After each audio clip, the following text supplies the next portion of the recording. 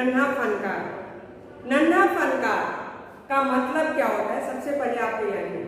नन्हा मतलब एक छोटा, फनकार मतलब जो किसी कार्य में निपुण हो, चाहे वो नक्काशी हो, चाहे वो कसीदाकारी हो या पत्थरों पे डिजाइन उकेरना हो।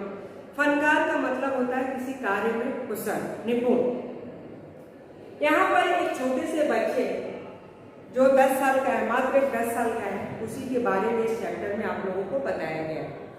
ठीक है, तो चलते हैं इस चैप्टर की कहानी की शुरुआत करते हैं। इस कहानी में किस चीज के बारे में बताया गया है। एक नन्हा बच्चा जो मात्र 10 साल का है और वो अपने पिता के साथ, उसका गांव तो होता है गुजरात में, लेकिन उसके पिता गुजरात को उसके जन्म से पहले ही गुजरात छोड़ चुके होते हैं और वो आगरा में बस गए होते हैं। आगरा में इस समय सिकरी नगर बस रहा है, जहाँ पे पत्थरों को उकेरना, पत्थरों पे नक्काशी करना, सिकरी का महल बन रहा है जिसमें चारों तरफ ठक ठक खट खट खट की आवाज सुनाई दे रही है, यानी कि महल की कारीगरी का काम चल रहा है। और ये छोटा बच्चा जो केशव है वो अपने पिता के साथ बैठ करके पत्थरों पर नक्काशी करना सीखता है। उसके पिता बार बार समझाते हैं कि पत्थरों पर कैसे नक्काशी करना है, हथौड़ी को कैसे धीरे धीरे मारना है, और पत्थरों पर जब आप जोर से मारेंगे तो उसमें से छोटे छोटे किरचे निकलती हैं, यानी कि पत्थर के छोटे छोटे टुकड़े जो सीधे कहाँ में जाता है, आंखों में जाता है। तो उसके पिता बताते हैं कि किस तरह से पत्थरों पे मारा जाता है हथौड़ी से धीरे से, और जब मारते हैं तो आंखों को हमेशा नीच लेना चाहिए, यानी कि ऐसे सिकोड़ लेना चाहिए, नहीं तो आंखों में वो किरचे चले जाएंगे। नन्हा जो केशव है वो बैठ करके हथौड़ी छेनी लेकर के पत्थरों पर नक्काशी कर रहा है, जिसमें वो छोटी छोटी घंटियां बना रहा है। घंटियों पे डिजाइन उकेरना और बनाना बहुत ही महीन काम है, जो उसके लिए बहुत मुश्किलें कर रहा है, लेकिन फिर भी उसके मन में एक लगन है और वो चाहता है कि मैं भी अपने पिता की तरह एक अच्छा कलाकार बनूं, एक अच्छा नक्काशी का काम सीखूं। वो सोचता है, उसके मन में इतना लगन है कि वो अपने मन से जो उसके पिता ने डिजाइन उकेर के गए हैं, जो कोयले से खींचकर पत्थरों पे गए हैं, इसी तरह से तुम हथौड़ी से उसको मारना। जो नन्हा केशव है वो अपनी तरफ से भी उस पर कुछ डिजाइन उकेरने की कोशिश कर रहा है। वो चाह रहा है कि मैं जल्दी से इन घंटियों पे घोड़े, हाथी और तरह तरह के डिजाइन बनाना सीख लूँ, फूल बनाना सीख लूँ, ताकि मैं और बड़े बड़े काम कर सकूं। तो नन्हा जो फनकार है, जो केशव है, वो घंटियों को तराश रहा है। वो अपने काम में इतना मगन है कि उसे ये भी नहीं पता चला, किसी के कदमों की आहट भी नहीं सुनाई पड़ती है कि मेरे पास कोई व्यक्ति आकर खड़ा है। और अचानक से उसे एक भारी गंभीर आवाज सुनाई देती है कि नन्हे बालक, तुम क्या बना रहे हो? तो बच्चे ने एक बार बेरुखी से उस आदमी की तरफ देखा और बहुत तल्खी मतलब बहुत कठोर रूखे स्वर में कहा कि दिखाई नहीं देता, मैं घंटियां उकेर रहा हूँ, घंटियों पे नक्काशी उकेर रहा हूँ। तो नन्हा उस आदमी ने बहुत मुस्कुराते हुए कहा, हाँ वो तो मैं देख रहा हूँ, लेकिन एक छोटा सा बच्चा और इतना अच्छा काम कर रहा है, ये मुझे बहुत आश्चर्यचकित कर रहा है। तो नन्हा फनकार एक बार फिर से उस आदमी की तरफ पूरे ऊपर से नीचे तक कूद कर देखता है। तो नन्हे केशव को इतना तो समझ में आता है, उसके पहनावे और उसके ड्रेसिंग सेंस से इतना तो समझ में आता है, गले में मोतियों की माला देकर, अच्छा कपड़ा पहन देकर, ये कोई जरूर अमीर आदमी, कोई सेठ है और ये यहाँ पर आया है। तो वो बोलता है, केशव का क्या जवाब होता है उस आदमी से कि मैं कोई छोटा बच्चा नहीं हूँ, मैं 10 साल का हूँ। तो वो आदमी मुस्कुराते बोलता, हाँ तुम तो सचमुच बड़े हो गए हो, तुम 10 साल के हो।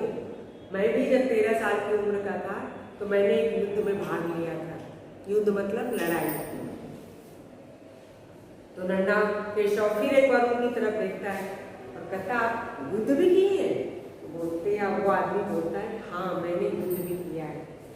तो आदमी बोलता है कि क्या तुम अकेले काम करते हो?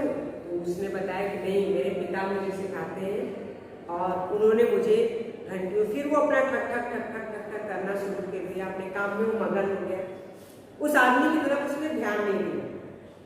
वो जो बड़ा आदमी था वो वही एक पत्थर था, उसी बड़े पत्थर पर बैठ के और बोले कि क्या मुझे भी तुम काम करना सिखाओगे?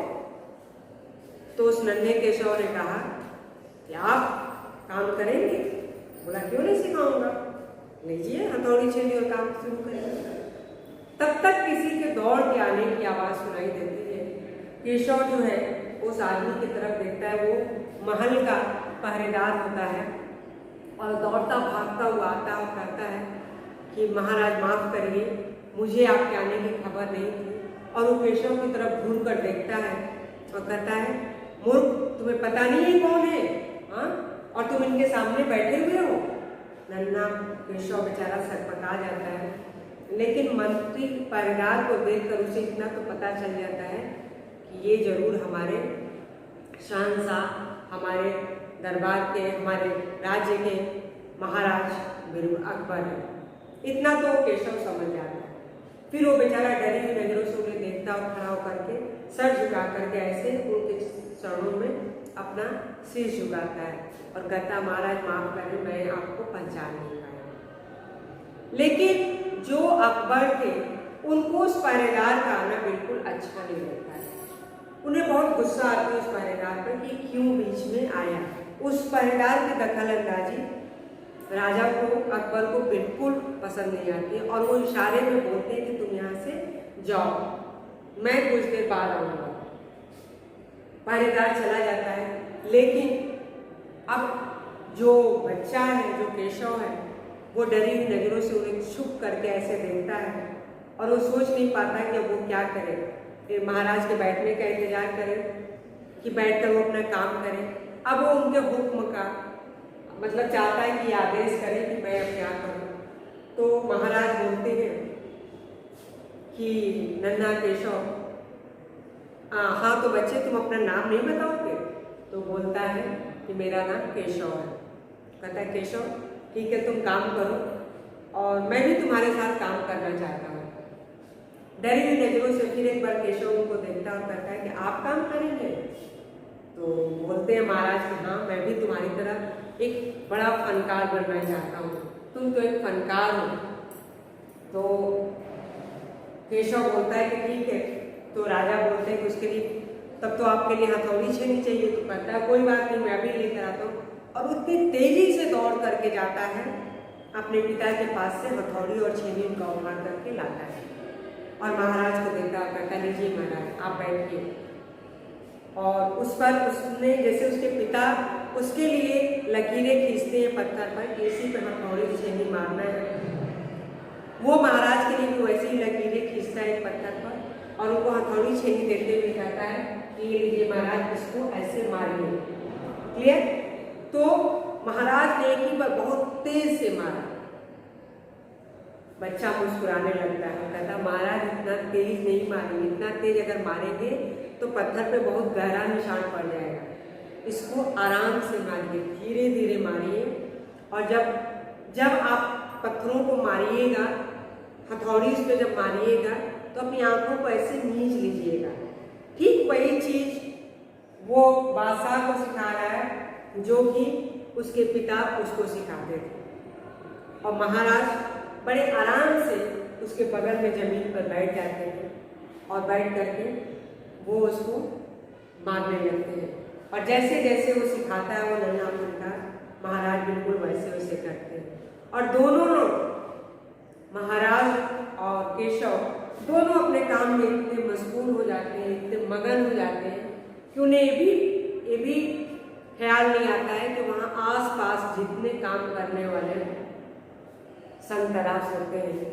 संतरास का मतलब साथ में जो काम करता है, तराशी का काम करता है,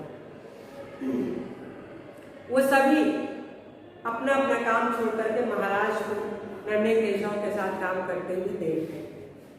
ऐसे ही जब बहुत देर हो जाता है तो महाराज बोलते हैं कि केशव, मैं जब अपने महल में कारखाना बनवाऊंगा, सिकरी का जब महल तैयार हो जाएगा तो मैं आगरा में, सब लोग जब सिकरी में बस जाएंगे जब ये नगर बस जाएगा तो मैं आगरा में एक कारखाना बनवाऊंगा और उस कारखाने में तुम्हारे जैसे जो फनकार होंगे, जो बहुत ही काबिल फनकार होंगे, जो लकड़ियों पर नक्काशी करता हो, पत्थरों पे करता हो, कपड़ों पे करता हो, उन सबको मैं अपने कारखाने में लूँगा, जो अच्छे अच्छे फनकार होंगे। तो नन्हा केशव बोलता है महाराज मैं भी काम करूँगा। तो महाराज बोलते हैं केशव तुम्हारे लिए तो मेरा दरबार हमेशा खुला हुआ है, तुम्हारे जैसे तो फनकारों की वहाँ जरूरत है, तुम जब चाहो आ सकते हो।